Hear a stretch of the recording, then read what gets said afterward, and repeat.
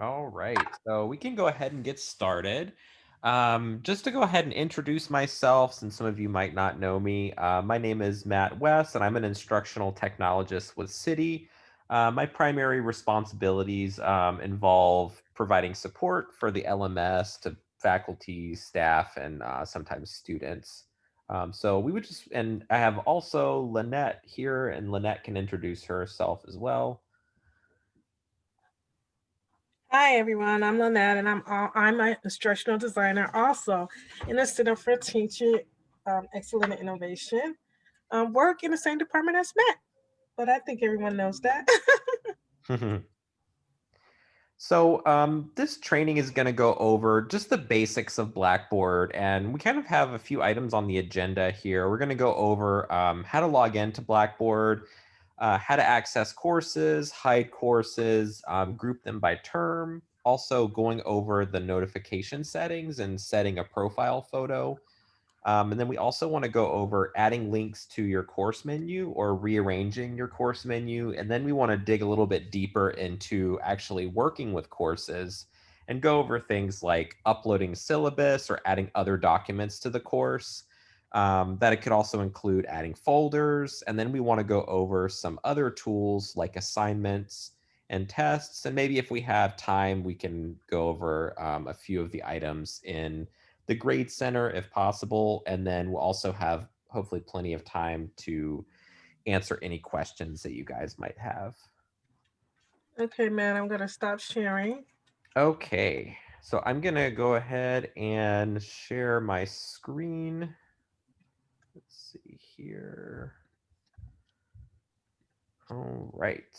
Um, so the first thing I'll show you guys is how to log into Blackboard. I'm going to do this in a incognito tab, just because I'm already logged into Blackboard, and it's gonna sometimes it can be problematic for me to get logged back in if I have to log out and log back in. But is what you want to do to get into Blackboard is most people go to rulearning.rush.edu, and you'll be presented with this page here, and you just click this green button, and this brings up a really familiar Rush login page, and you just put in your Rush email address here, and then when you click next, it'll ask you for your Rush password, and that's going to be the same password that you use for most things at Rush. That's like your same email password and everything like that.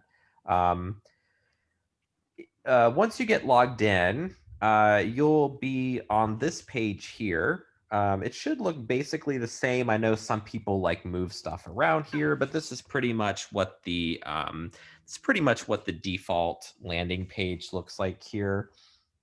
Um, so the first thing that you'll probably want to go to are your courses. They are on the right side here.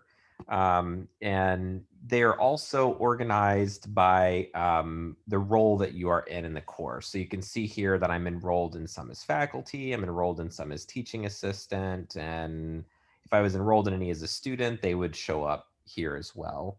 Um, so if you're only enrolled in them as faculty, you'll probably only see faculty courses listed here. Another thing that I like to show people is I like to group my courses by term, which I've already actually done here, but I can show you the difference between the two and why it makes a really big difference.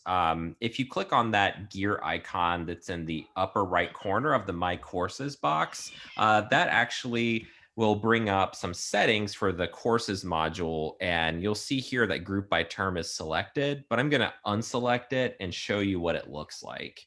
It's basically a huge list of courses, and oftentimes it's really difficult to find courses, especially if you're enrolled in a lot of them. I know some faculty have like 4 years worth of courses, and it can be a real challenge to find your current term courses.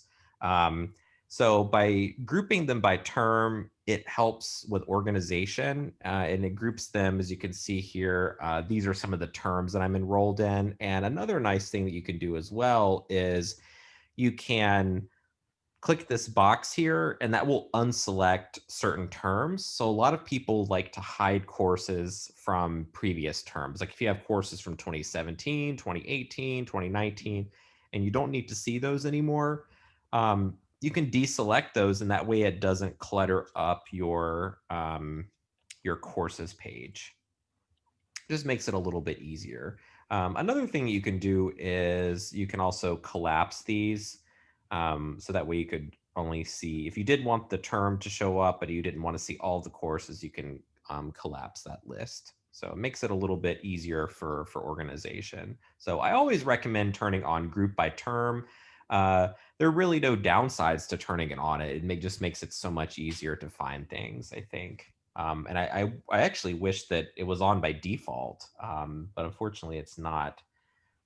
Um, the next thing that I'll show you guys is reviewing notification settings and also setting a profile photo. So notification settings in Blackboard can be a little confusing and also sometimes problematic. The default notification settings are, there's basically a journal email that it's like a group journal email that comes out one time per day. I think it comes out like around 3 a.m. or something like that. It's early in the morning. And it has all of your notifications from the entire previous day in it. And that's the default because otherwise, like you'll get a lot of emails. You'll basically get an email for every single notification that you get in Blackboard, which if you're enrolled in a course as an instructor, a notification would be something like a student has submitted something that you need to grade, or they have, you know, responded on a discussion board post or something like that. So having an email for each one of those would really like fill up your email inbox. So that's why we go with the default of that. It's called a daily journal digest email. But if you want to change those settings or even just take a look at them, in the upper right corner, you click your name here. And then it is under settings, and it is edit notification settings. And you have several options here. I always recommend looking at the general settings first. That is the settings for all of the courses or organizations that you're enrolled in. And then this is where you can see where the daily email digest is selected rather than individual messages. And then this really pertains more for students, but they can change the number of days that they get a notification before a due date. That's just a reminder that they have something due, and then the default is 7 days. And so that lets students know 7 days ahead of time that they have something that's coming due. Um, on the other page, you can also edit individual course notification settings. So this is these are the notification settings for the course that we're going to be using for this training. As you can see here, there are quite a few options available. And so you can even turn off notifications for a particular type of item that's like available in the course. Like let's say that you have a lot of students and they are constantly posting discussions, and you're just tired of getting those notifications. You could go in and turn those off. So you could like uncheck discussion board forum needs grading and uncheck discussion board thread needs grading. Or if you wanted to keep them on, you could play around with the settings here. So you could say that, oh, I only want to get these on my phone, and I don't necessarily want to get them in the dashboard, or I only want to get them through my email, and I don't want to get them in the dashboard. And the dashboard, by the way, is built into Blackboard, and the email, that's going to be part of that email digest. And then mobile, that's if you have the Blackboard app installed on your phone, you'll get mobile updates. So I always recommend taking a look at these. You normally don't need to change anything unless there's something that's kind of getting on your nerves, or you're not getting enough notifications, like, students are turning in things and you weren't notified of it. You can always take a look in here. So I'll pause there and see if there are any questions.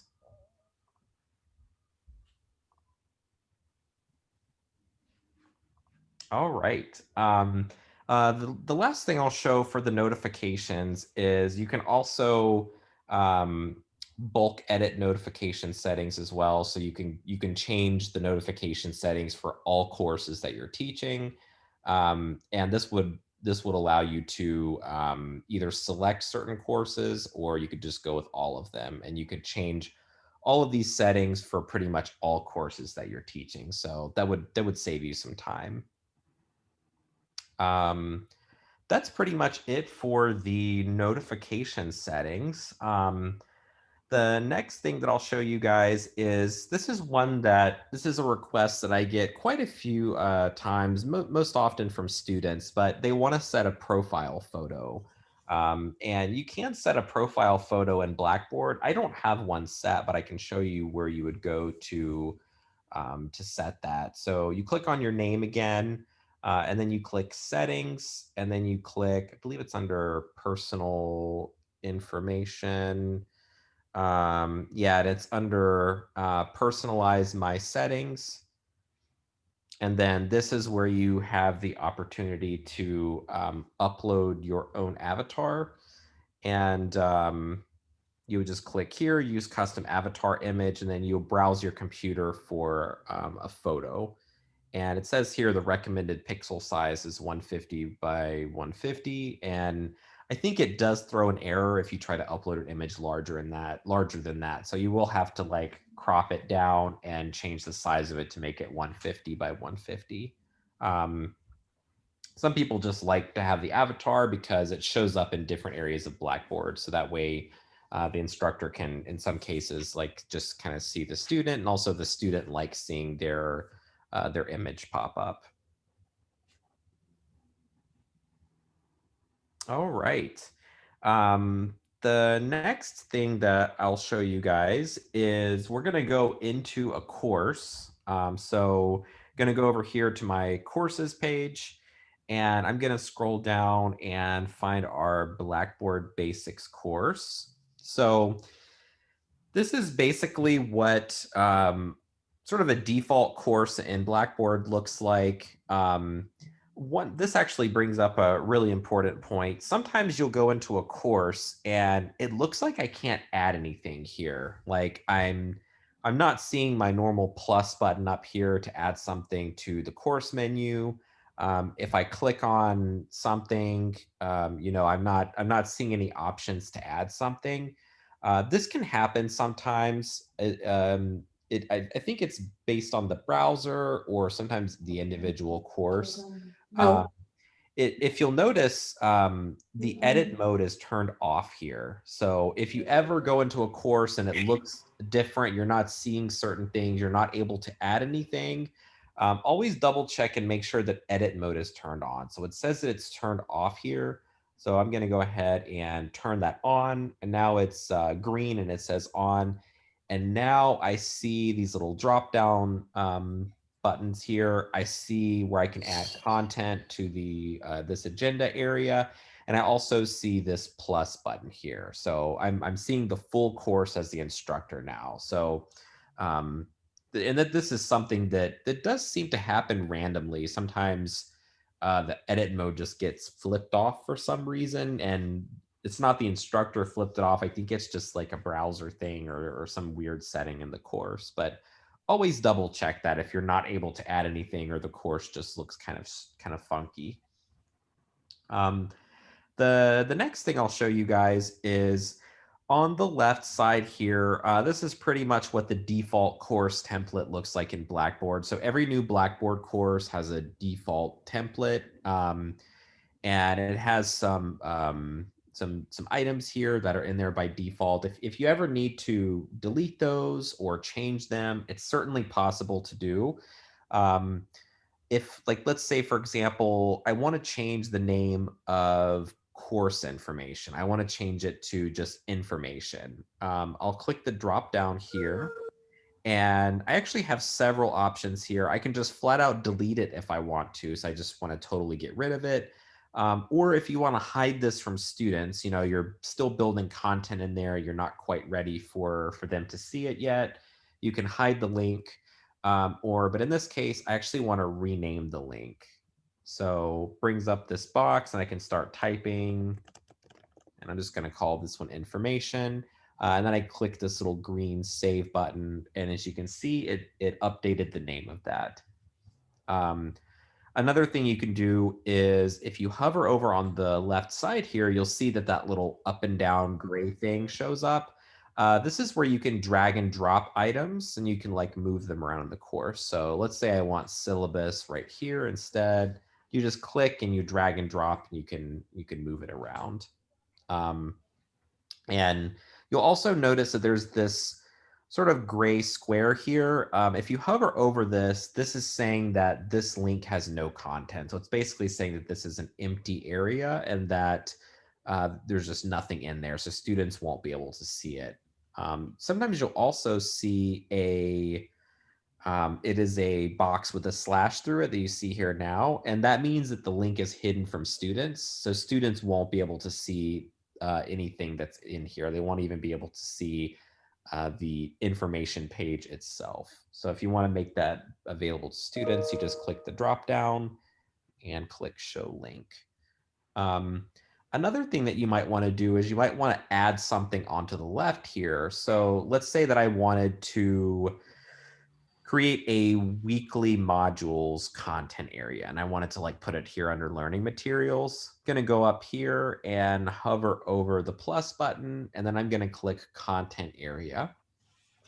And a content area is exactly what it sounds like. It's a place for you to put content in the course. So I'm going to click content area and let's call this weekly content. And I do want to make this available to students. And then I click submit and it creates it down here at the bottom. And since I wanted to put it up here, let's drag it up and there we go. And so now I am able to go into weekly content and there's nothing in here yet, but I'm able to go in here and start adding content whenever I'm ready. And from there, I'll pass it over to Lynette. She's going to talk about adding content and things like that. Thanks, Matt. Sure. If you want to go ahead and stop sharing, I will go ahead. And just as a reminder to everyone, I put a link in the chat that links to the faculty user guide because the features we are learning here are for faculty. So you can grab that at any time. And, you know, if you have a master course, you can always follow along with us in your master course and try those things. But they give step-by-step instructions on everything we're going over today and a little bit more. And as that get updated, as long as you have that link, your content will be updated. So I'm gonna go ahead and go over the items from this agenda. That's 5, should I say? My PC's my little network is going a little slow here, but I'm gonna go over items 5 through 8, which is upload syllabus, add folders, create assignment, and create a test. So everyone can see Blackboard with no problem, right? Yes. Okay, so I'm going to go ahead and get started with uploading a syllabus, or should I say, and adding any document. So anytime you want to do that, you want to do it in any content area. You decide where you want to upload it. You can upload it in course content, weekly content, or even in a module. But since I'm going to go ahead and upload a syllabus, I'm going to just click syllabus right here. And then I'm going to click on build content. Now you have 2 ways in Blackboard that I'm going to show you how to upload. You can click build content and then you can do item. The item, if you choose item, you're able to add a description in there. So you want to type in a name. Anything in Blackboard that has an asterisk next to it, that means that's the required field that you have to fill out. So I have to put the name inside this. And I'm just going to name this document syllabus. I think it speaks for itself. And I could type in some instructions, but I don't have to. This is optional. So it's pretty optional, as I say, to use that. If you wanted to add attachment, which I do because I want to add the syllabus here, you just go ahead and click on attach a document. I'm going to do my at my syllabus here. You could also drag your document, from an area into this dotted square, and it'll add it just as well. So the syllabus is down here, and as soon as I click submit, it will add. I can change the title right here. This is the name of the title of my document. Well, I just want to name it syllabus if they see it. I don't want to give it a fancy name. And if you want anyone to see it, you have to leave this as yes. Otherwise, they will not be able to see it. I don't want to track views, and I don't want to use a display date. If I use the display and a display after and until date, it'll just hide the content, this syllabus, until a certain date, until I wanted to change them. So you would put the date and the time. I'm not going to put anything right now because the syllabus is the contract. It's very important. So I want that to be visible right away. And I'm going to go ahead and press submit. So everyone is now able to see this item I added. It's the syllabus, and then they could just go ahead and click on the syllabus and they'll be able to see it. The second way to add an item is to do build content and do file.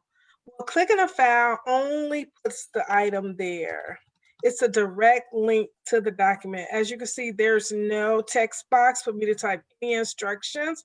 But if it's the item that's self-explanatory, as I said, like a syllabus is, it's pretty much okay just to do a file. So again, I'm going to choose the syllabus.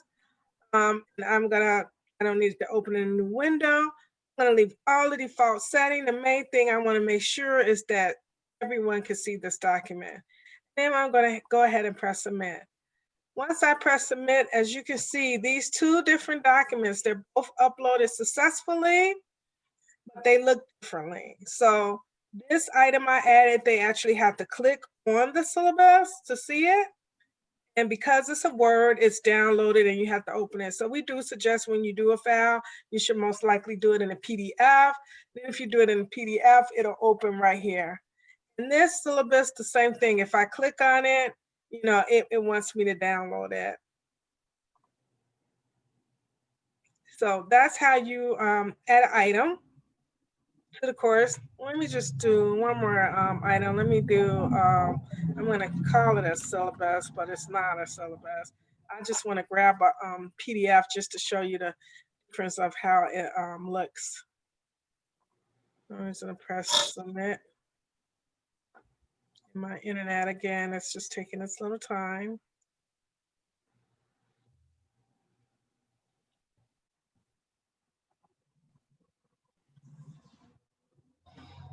It's still thinking up here.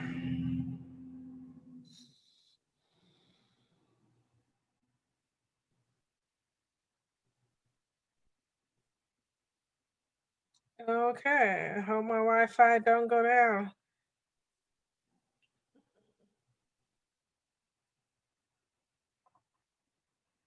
I'm gonna try it again, but I'm pretty sure I'm gonna get an error saying a message saying I already submitted this request. Oh, there we go.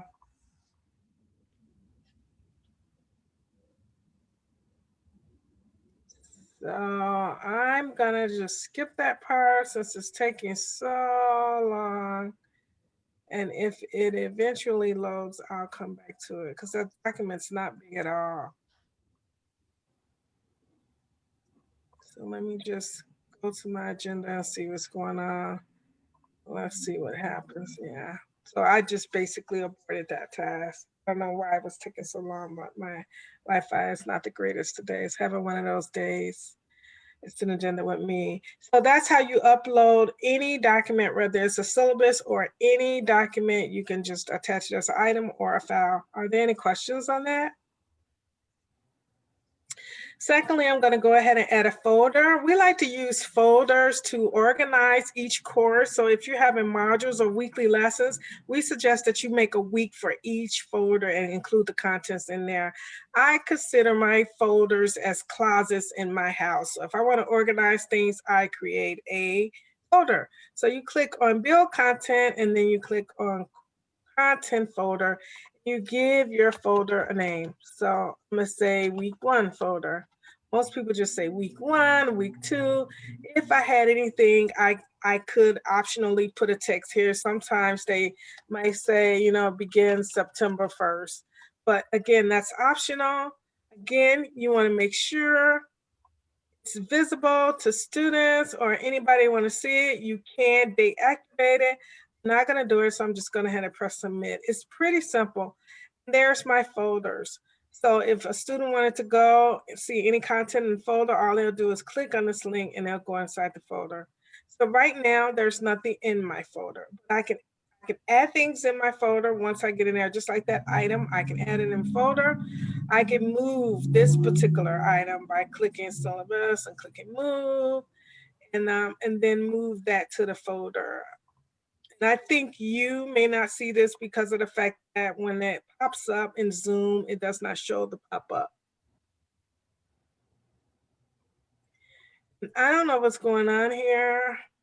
My internet is really, I need to be on wire.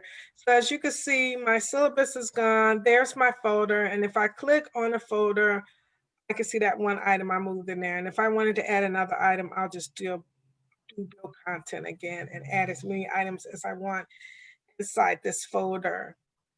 Next, I'm going to show you how to create an assignment. Again, I'm going to go back just so I can show you how I got there. And I'm going to create an assignment inside week 1 folder. So I'm going to click that. And then I'm going to go ahead and click on assessment and click an assignment. Most instructors still call this, although its technical name is a assignment link, most instructors still call it a Dropbox. So if you hear them say create a Dropbox, this is what they are referring to, an assignment link. So you have to go ahead and give it a name. And I'm going to call it assignment 1. And I got a typo, so I should just select that. If you wanted to change the color of the word assignment 1, you can just go ahead and click on the color icon and do apply. It will change when I submit it. If you have any instructions, again, optional, you would type them right here. And then if you have any file attachments you have, sometimes they might have a different instructions they want to have. They might want to attach a word rubric to it and not just a tool rubric. Again, they can click browse my computer. If you want to click due date, you can put the due date in there. And if you put that due date there, it would show on the calendar the due date and the time. It might be due by end of day, which is 11:59 on November the 4th. You want to go ahead and put in your points. It is mandatory that you put in a point. So I'm going to say this item assignment is worth 100 points. And you should always add a rubric by clicking selected rubric. I don't know if I have one in here, which I don't, but you will select rubrics. All your rubrics will show right here, and you would just add your rubric there. Your submission link. Submission details. You can use this if you have an individual submission. Again, you could just leave this as the default. If you choose a group submission, that just means if it's 4 people in a group, they'll submit it on behalf of everyone. So if 4 people are in this group and 1 person submitted, it'll show in the grade center that Lynette submitted on behalf of everyone in her group. So all 4 people will have the Lynette's grading signs there. And a portfolio is the same thing. So the number of attempts, by default, you get 1 single attempt, but you can have multiple attempts. I do advise most instructors to always put multiple attempts and at least give them at least 2, because sometimes the student will submit the item wrong and then put the wrong document. They may have had 2 drafts and submitted the wrong one. Therefore, if they have 2 attempts, then they don't have to contact the instructor and they can just go ahead and add another attempt. So they can do multiple attempts and put any number they want, allow the student to have, or they can put limited attempts where the student just has unlimited time to submit the assignment, which that's not recommended. I wouldn't recommend that. I only recommend that if they're probably taking a quiz or something. And you should set this, if you give multiple attempts, as the last graded attempt. So that means if they submitted 2 times or 3 times, they'll get the last graded attempt. You got other options, but the last graded attempt is the one you want when you get the multiple submissions. If you want them to use the plagiarism tool, you could just check the box so that you can allow their paper or whatever it is to go through plagiarism. Grading option, I just leave this as default. I never choose any of these. I don't want my students submitting things on as anonymous. So I just leave that as the default. In the display of grading, you have a choice of leaving it as the score, which is the primary default, or you can change it as a letter where it'll show A, B, C, D, or text. You might want to say, you know, good or bad, whatever the text is. You can have it show as a percentage, or you can show complete or incomplete, which it will show a check mark in the Grade Center. So that's the primary way. The secondary way is I might want to see score, and then the second time I might want to see permit. Students will only see the primary way that you chose to show them, but the instructor will see the score and the percentage in the Grade Center. Again, students only see the one. So you want to make sure that this box is checked. So include the Grade Center grading calculation. This means this particular column will accumulate according to their grades. So you want to add that in if you want that, if you want this column calculated, because this assignment link will automatically make a column in the Grade Center. Show to students in my grades. This means they can see whether they submitted in my grades. So you probably want to do that. I would suggest leaving that as a default. And I don't want to show the average to students in my grades, but that will just show the average score of this particular column, so students let them know, you know, 84% submitted or got. I usually don't show that. So you want to make sure the assignment is available, the assignment link, because if this is not checked, students will not be able to submit the assignment because they can't see the link. And the limited availability, again, you could display after, display till. We're going to leave that in track views, just mean you're going to track when students submit or anything. But again, once they submit, you see it in a Grade Center. So I really don't think you need to check that. So after you have made all your selections, you could just press submit. And again, my internet is a little slow. And there's your assignment link, and it also creates a column in the Grade Center. And when students want to submit their assignments, all they have to do is click on this link to submit their assignments. Are there any questions on creating an assignment link? And the last option I got to go over is to create a test. When it says create a test, there's like several steps you have to do to create a test. You have to create a test, you have to add questions to it, as well as deploy the test so it's available.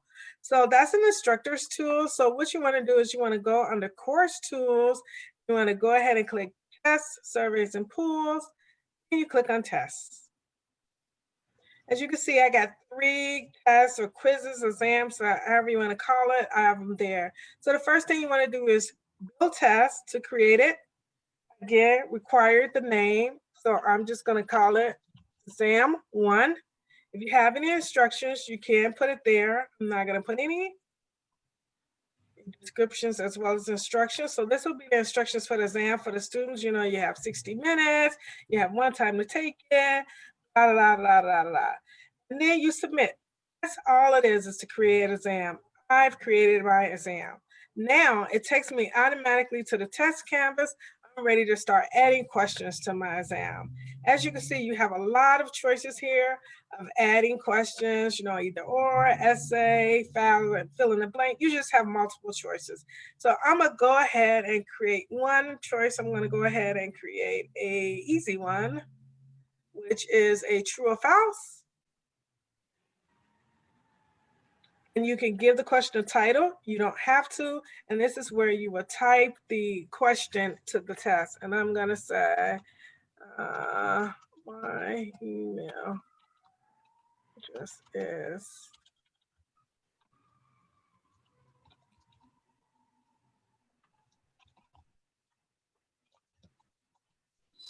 So that's my question. And then I'm just going to select how I want the question to show, vertical or horizontal. Vertical is perfectly fine to me. These defaults are great. And is that question, is it true or false? Well, that's not my real email address. So the answer is false. And if I want to put in my feedback, I just usually go So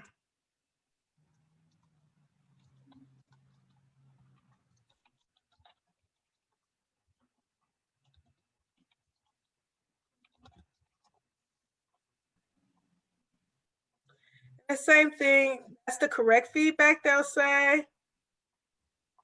And then I usually duplicate it.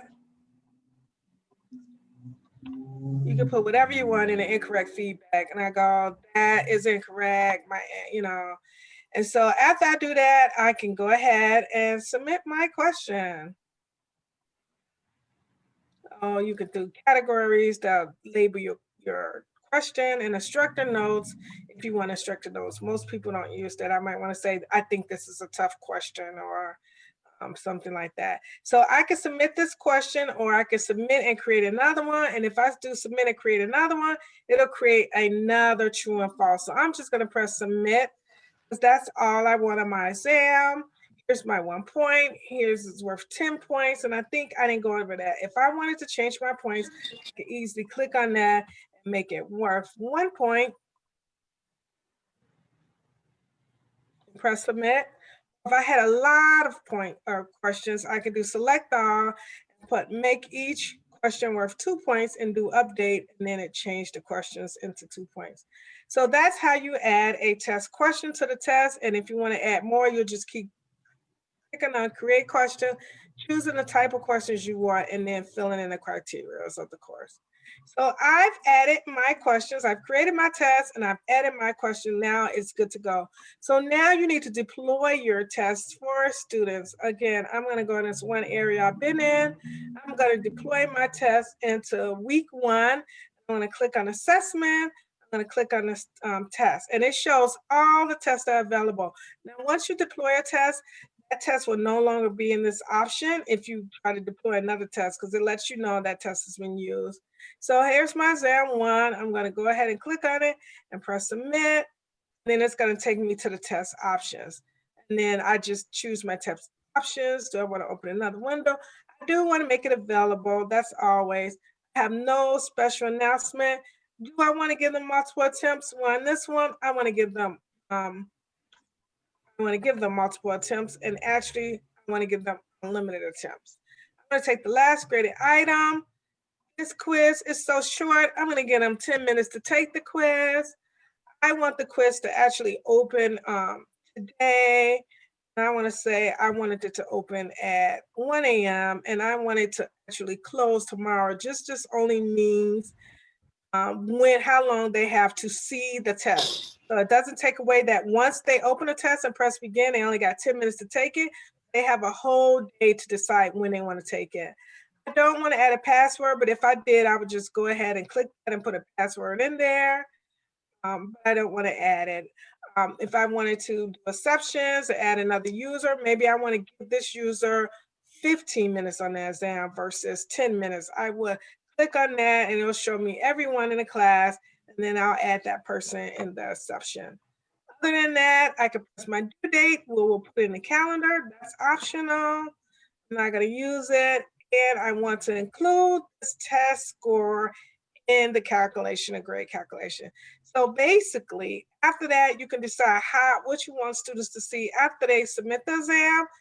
You want it to see directly at the submission. Sometimes you can choose one-time view after they submit it. You might want to see on a specific day, like I know this test isn't due. Everyone has to take it by November the 5th. So I may not want them to see the score until the 6th. I want to make sure everyone's taking it before I let it viewable. So you can do that on a specific day. After the due date, it's the same thing. You can choose a date and choose availability or attempts at the grade. So just lets the students know when they're able to see their exam after they finish. And I'm going to just do after submission. And this just lets me know what I want them to see. Do I want them to see all the answers? Do I just want them to see the correct answer? Or do I want them to see what they submitted? I submitted A. I want them to see I submitted A. I want them to see the correct answer C. I want them to see all the answers. If I want them to see the feedback, yeah, this is correct or this is incorrect, I can go ahead and pick that or show incorrect. So it kind of tells it itself. So how do I want the test presented when they take it? All at once just means a whole sheet of paper. If I had 10 questions, they'll see all the 10 questions at one time. If I wanted them to see prohibit backtracking, this will be they'll see one question at a time. They can't come back. So if they do one and they skip it and go to number 2, they cannot go back to number 1. We don't advise that. I would recommend doing it one at a time, so it gives less anxiety for students so they can take an exam at once. And randomized questions just mean what it means. Inside the test, this student number 4 could be that student number 6 or vice versa. So you can click that if you want the questions in the test to change their ordering. So once you press submit, there you go. The exam is there, and any student is ready to take the exam, and that exam is going to automatically create a grade center in the column, a grade column in a grade center, should I say. So that was the last thing I had on the agenda to show everyone. Did anyone have any questions? One question.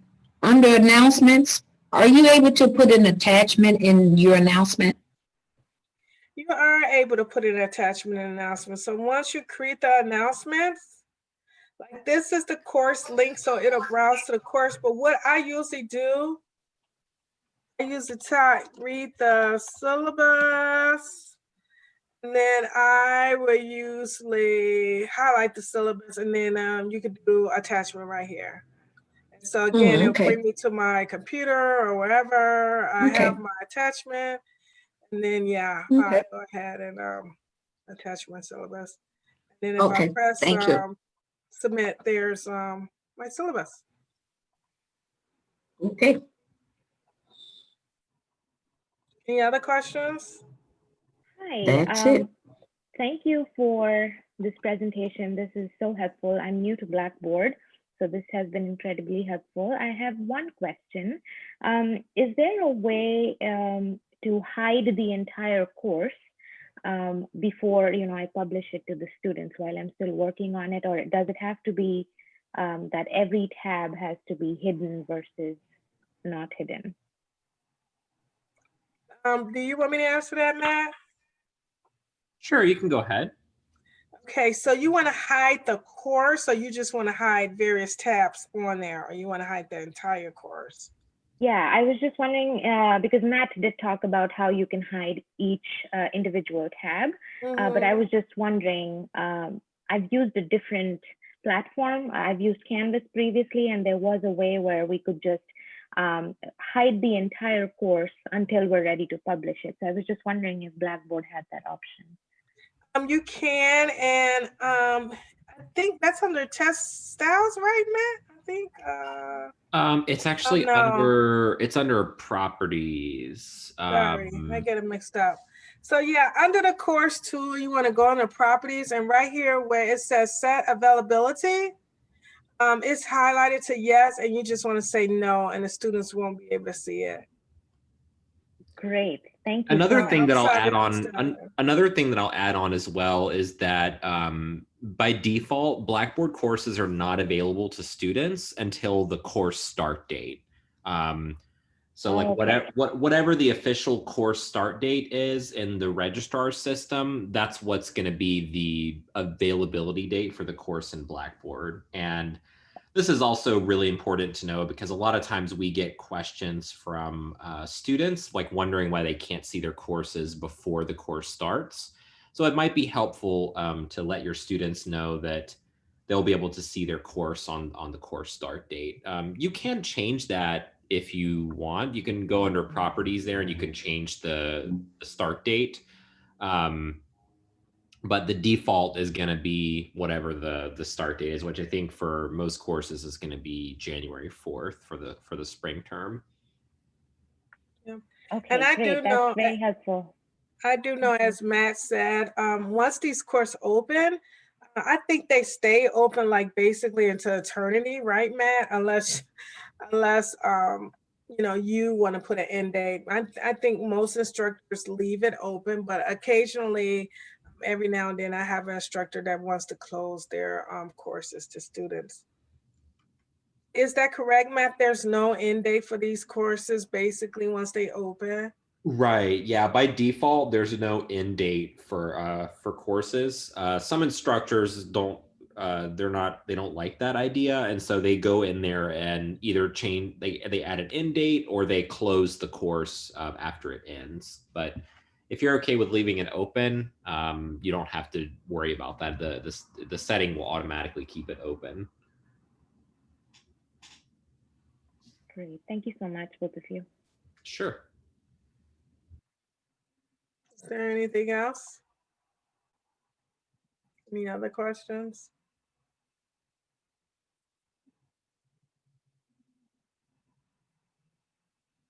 All right, so if there's no more question, this is the end of the Blackboard Basics. And we will be sending out a link to the recording as well as I think some evaluation questions. That's it.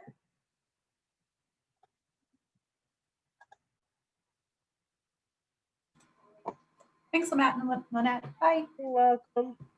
Thanks, Reshare everyone. the link. Do you want me to reshare the? I see a question that said reshare the link. Is that a reshare the link to the Adobe faculty guide? There you go. And that's it. Thank you, everyone.